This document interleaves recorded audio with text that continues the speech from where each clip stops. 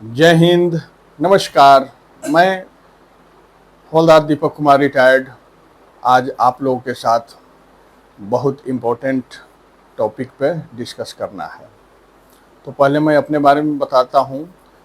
Approx 10 government exam qualified और RRB clerk pre में 39 out of 40 math में score कर चुका हूँ। तो आइए पहले बोर्ड पे मेन टॉपिक देखते हैं।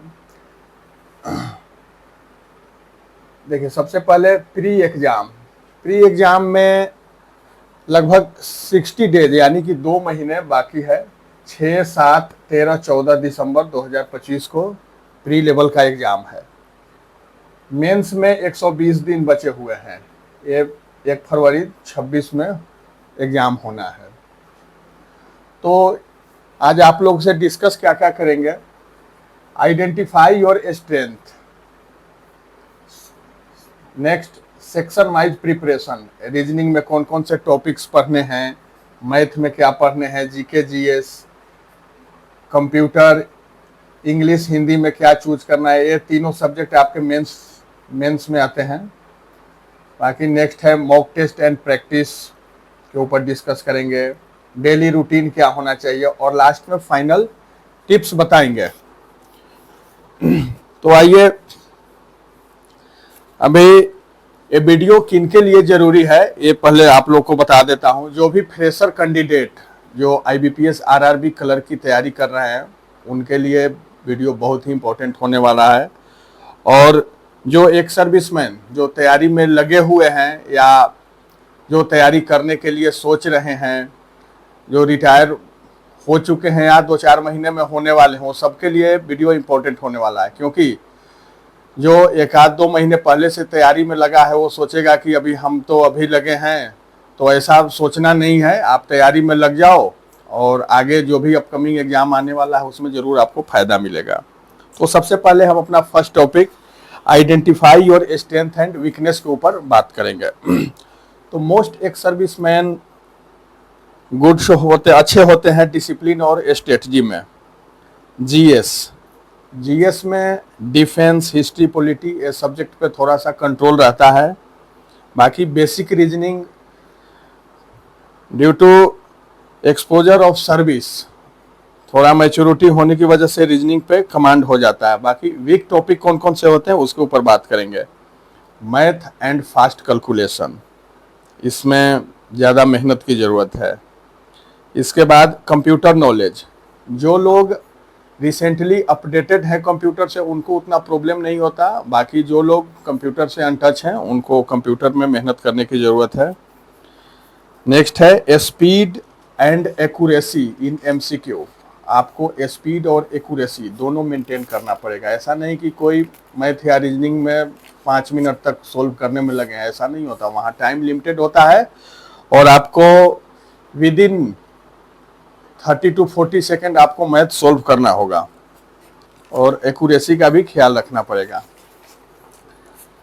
अगला हमारा है सेक्शन वाइज प्रिपरेशन स्ट्रेटजी।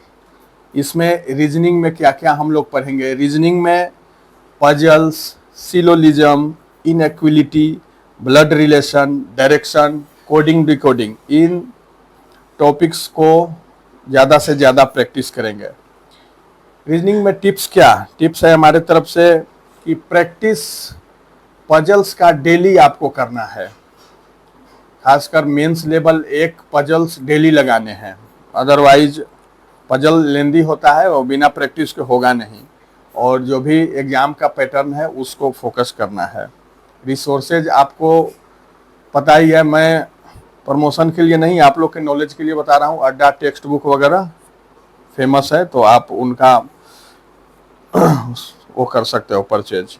बाकी मैथ में टॉपिक्स है सिंप्लीफिकेशन। 10 क्वेश्चन सिंप्लीफिकेशन से आते हैं और सॉलिड नंबर उसमें मिलता है। छोटे छोटे क्वेश्चन रहते हैं तो आप इजीली 2-2.5 मिनट में आप 10 क्वेश्चन सॉल्व कर सकते हैं। Number series, DI, words problem में percentage, simple interest, compound interest, time and distance, work, ये सब आपको कवर करना पड़ेगा। मैथ के लिए टिप्स है शॉर्ट ट्रिक कैलकुलेशन को लर्न करना पड़ेगा। आपको नोटबुक में लिख लिख के प्रैक्टिस करना पड़ेगा।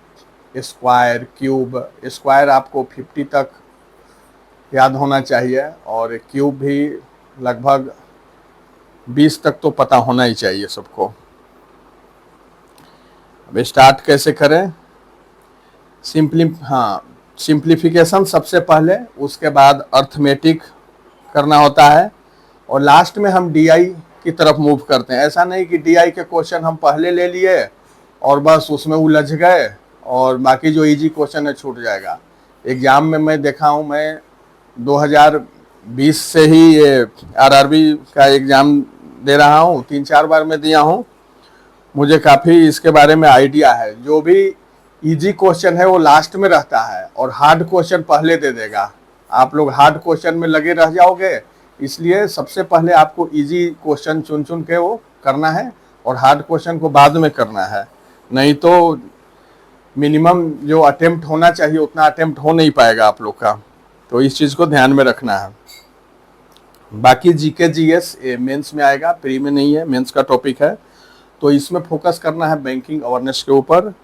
और करंट अफेयर्स, जैसे एग्जाम दिसंबर में है तो उससे पहले एटलीस्ट 5 महीने का जीके आप लोग अच्छे से देख के जाना। स्टैटिक जीके, इससे भी क्वेश्चन काफ़ी आते हैं। बाकी बेस्ट रिसोर्सेज मैं आप लोग के लिए बता रहा हूँ, अफेयर्स क्लाउड वगैरह आप कर सकते हैं। नेक्स्ट सब्जेक्ट है कंप्यूटर। कंप्यूटर में basic MS office, internet, networking और जो भी शॉर्टकट्स कमांड वगैरह होते हैं वो सब आपको पता होना चाहिए। और कंप्यूटर के लिए बहुत सी इम्पोर्टेंट टिप्स मैं दे रहा हूँ कि ये स्कोरिंग सब्जेक्ट है। इसमें आप थोड़ा सा मेहनत करेंगे तो बहुत अच्छा नंबर आता है, तो आप लोग कंप्यूटर के ऊपर ध्यान देना। इंग्लिश, हिंदी, आपको 2 ऑप्शन मिलेंगे, इसमें दोनों में चूज करना है कि किसमें आपका कमांड अच्छा है। इंग्लिश में अच्छा है तो आप इंग्लिश चूज करें, अदरवाइज जो हिंदी स्टेट के रहने वाले हैं वो अपना हिंदी भी चूज कर सकते हैं, क्योंकि हिंदी में भी काफ़ी स्कोरिंग होता है। मैं 40 में मैं 30 नंबर स्कोर कर पाता था इजीली हिंदी में। बाकी इंग्लिश को आप इस व्यू से चूज कर सकते हो, क्योंकि आगे जो भी आपका एग्जाम आने वाला है, एसबीआई, आईबीपीएस, आरबीआई, उसमें हिंदी नहीं होता, उसमें इंग्लिश मिलेगा। तो आप यदि यहाँ प्रिपरेशन कर रहे हैं तो आपको आगे भी उसमें हेल्प मिलेगा। नेक्स्ट है mock test and practice. Start with topic wise practice. आपको टॉपिक वाइज प्रैक्टिस करना है, इसके बाद फिर सेक्शनल मॉक लगाने हैं, और जब ये सब कर लेंगे इसके बाद फुल लेंथ मॉक टेस्ट लगाना शुरू करना आप लोग।